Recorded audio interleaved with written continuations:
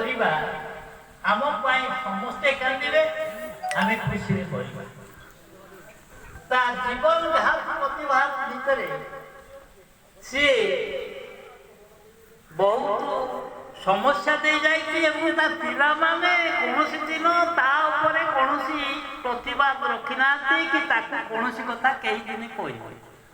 ସେ ଯାହା କରୁ, ସୁଖ କରୁ ଦୁଃଖ କରୁ, ଯାହା କରୁ ସେଥିରେ ପିଲାମାନେ ବହୁତ ସନ୍ତୁଷ୍ଟ ଏବଂ ଭାଇମାନେ ବି ବହୁତ ସହାନୁଭୂତିଶୀଳ ଏବଂ ପରିବେଶ ଭିତରେ ସିଏ ସମସ୍ତଙ୍କ ସାଙ୍ଗରେ ମିଳିଚୁଳି ତାର ଜୀବନ ଅତିବାହିତ କରିଛି।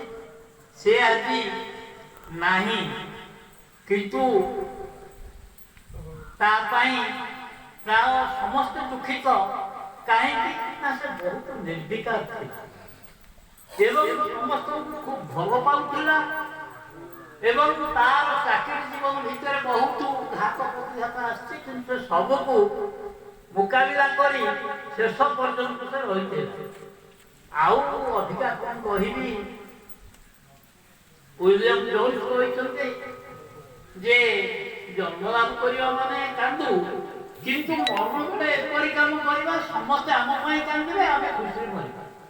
ତେଣୁ ସେ ଚାଲି ଯାଇଛି ସତ, କିନ୍ତୁ ତାର ଭାଇ ବିରାଟର ପିଲାମାନଙ୍କର ଯୋଉ ମମତା, ଯୋଉ ସ୍ନେହ, ତା ପ୍ରତି ଯୋଉ ଅଭିଏସ, ସେଇଟା ସବୁଦିନେ ରହୁ। ମୁଁ ଆଉ ଅଧିକା କିଛି କହୁନି।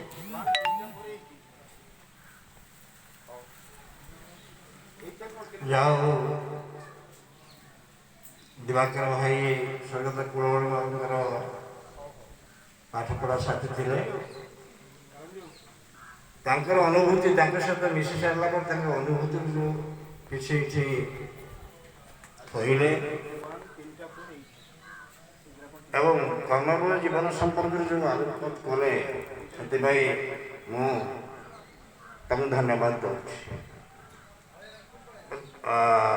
ଶଶାଙ୍କ ପରବର୍ତ୍ତୀ ବକ୍ତବ୍ୟ ରଖିବା ପାଇଁ ମୁଁ ଶଶାଙ୍କ ସାର୍ଙ୍କୁ ନିବେଦନ କରେ।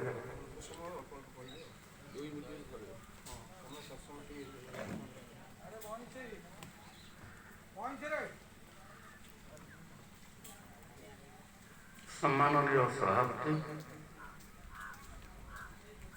ଉପସ୍ଥିତ ବରେଣ୍ୟ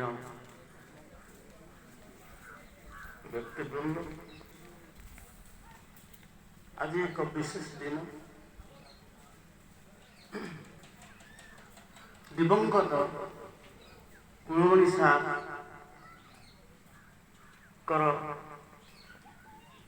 ସ୍ୱର୍ଗାରୋହଣ ହେଇଛି।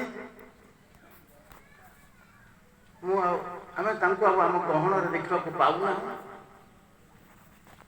ଏଥିପାଇଁ ଏ ଶୋକ ସଭାର ଆୟୋଜନ କରାଯାଇଛି।